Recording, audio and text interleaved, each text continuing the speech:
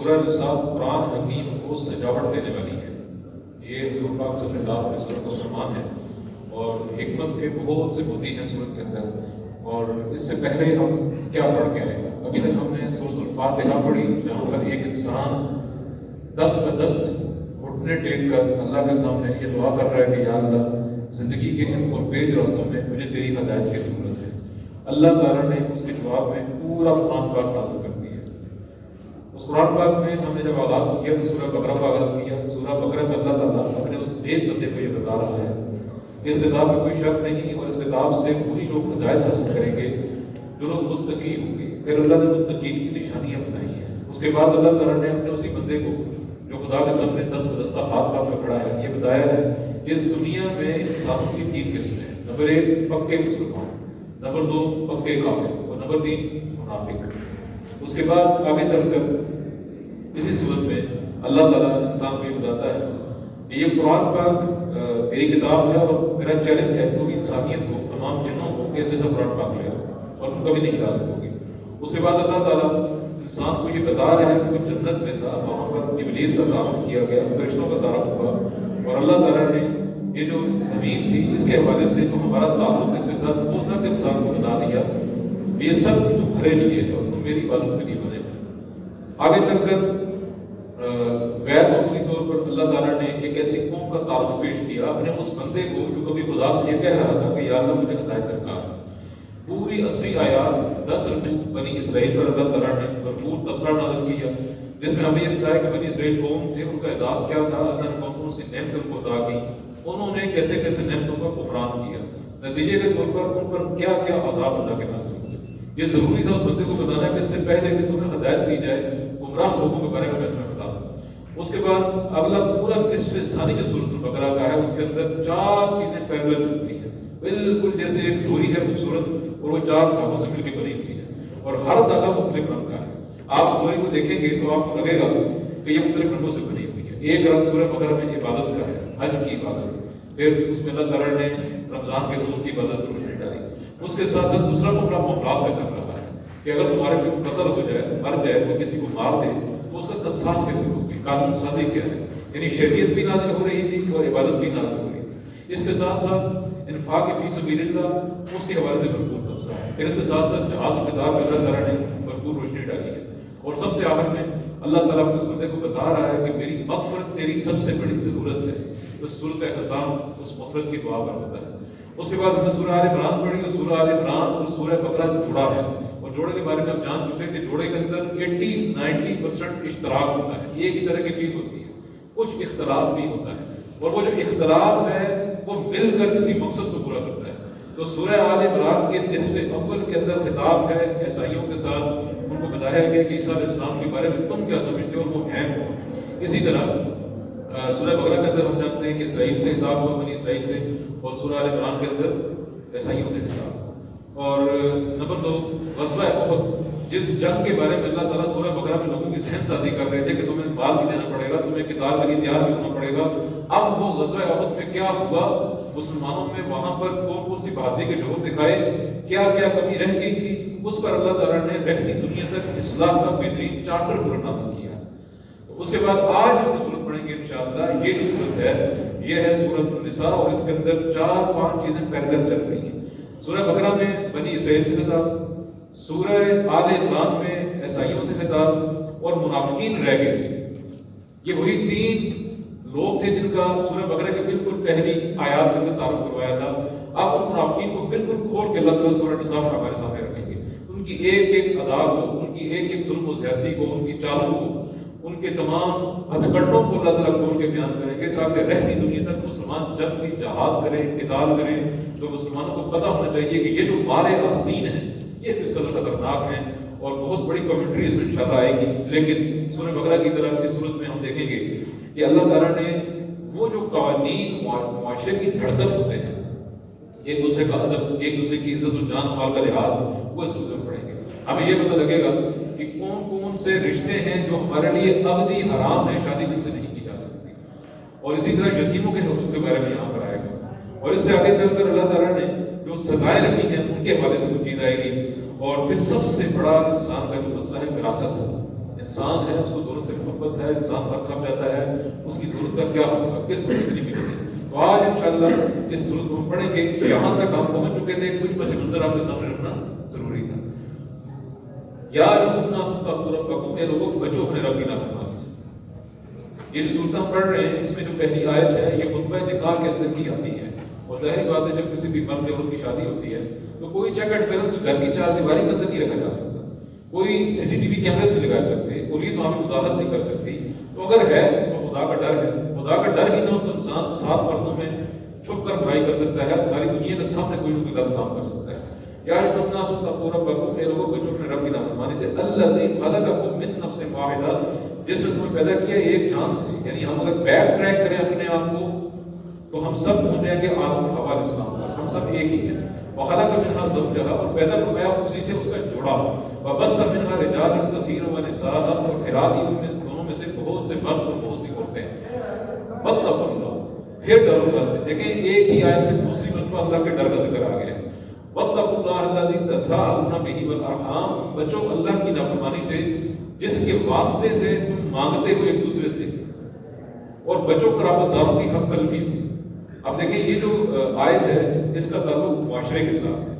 ایک گھر اگر پرامن ہوگا تو ایک گاؤں پرامن ہوگا، ایک گاؤں پرامن ہوگا تو ایک پورا شہر پرامن ہوگا، اور ایک شہر پرامن ہوگا تو پورا ملک، پوری امت بہترین امت ہوگی. تو جو سب سے بنیادی گھر کا انسٹیٹیوٹ ہے اس کے اندر سب سے بڑا ایک مسلمان کا جو سرمایہ ہے وہ خدا کا ڈر ہے. ان اللہ کان علیکم رقیبا، بے شک اللہ تمہیں دیکھ رہا ہے، تمہارے پہ نگران ہے. اب یہ جو قرابت داروں کو ان سے تعلق توڑنا کس قدر خوفناک ہے یہ میں آپ سن لیتے ہیں. حضور پاک صلی اللہ علیہ وسلم نے فرمایا اللہ تعالیٰ کسی گناہ کی سزا اتنی جلدی نہیں دیتا جتنی جلدی رشتہ داری کو توڑنے والے کو دیتا ہے. جس دن اللہ نے رشتہ داری کو پیدا کیا تو رشتہ داری کھڑی ہوگی. اللہ نے فرمایا تمہیں کیا ہو گیا؟ تو فرمایا یا اللہ جو مجھے توڑے اس کو توڑ دی، جو مجھے جوڑے اس کو جوڑ دی. اللہ نے فرمایا ایسا ہی ہوتا ہے.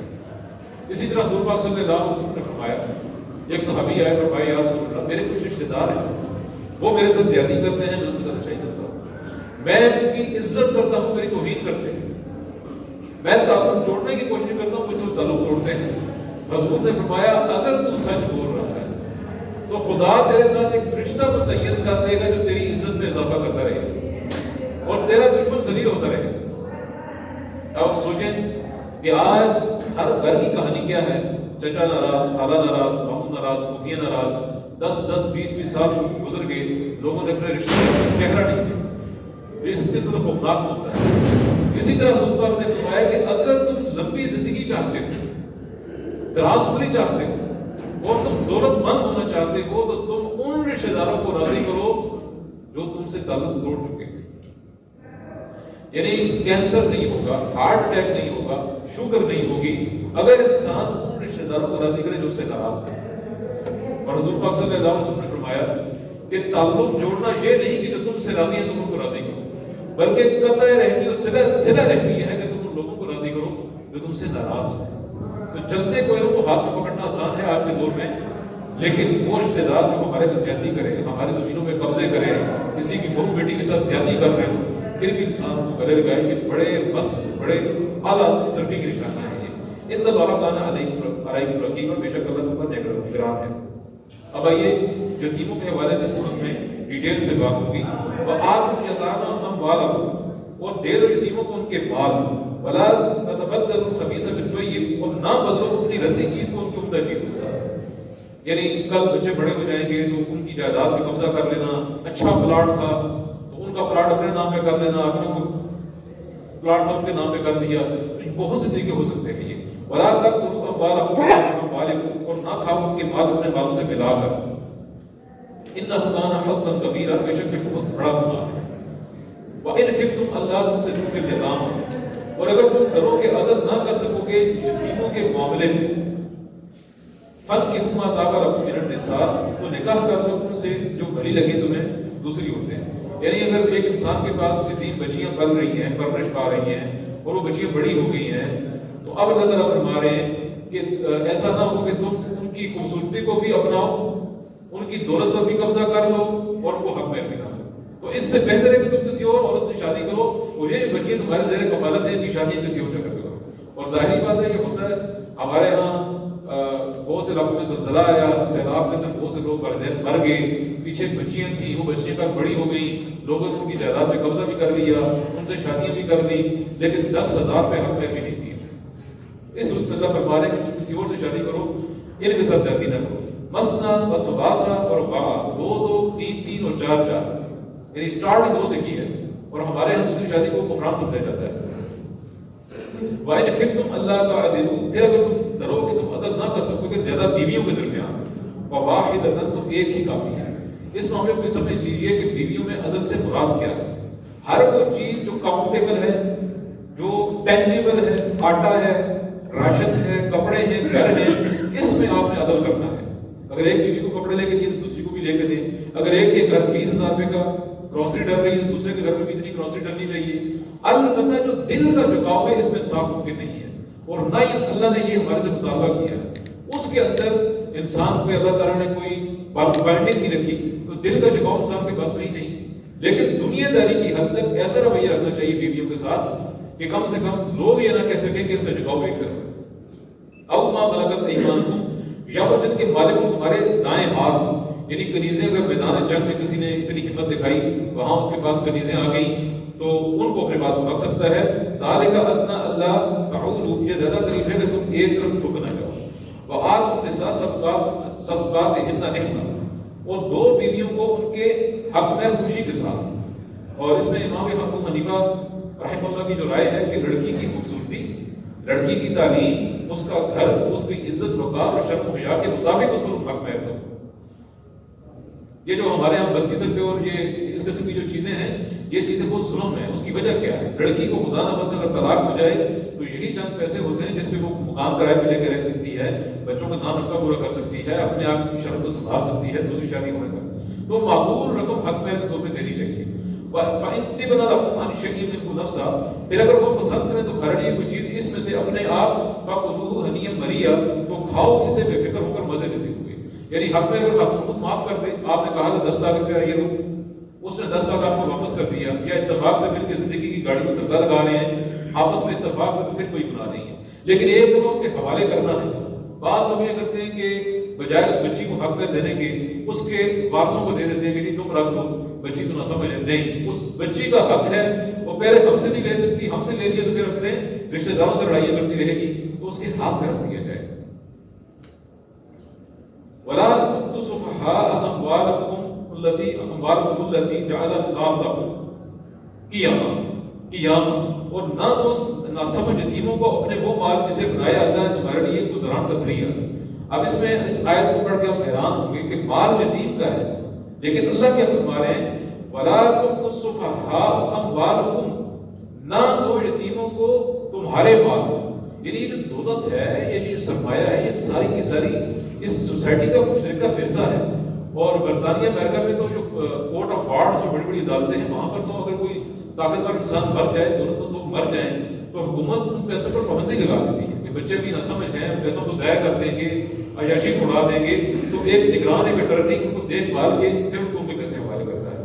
تو یہ اللہ نے ہمیں 1,500 سال پہلے بتا دیا کہ اگر جو 3 بچے نہ سمجھ ہیں، وہ کہہ رہے ہیں کہ ہمیں پیسے دو، پیسے دے دو گے، وہ گاڑی لے کے کہیں ایکسیڈنٹ کر دیں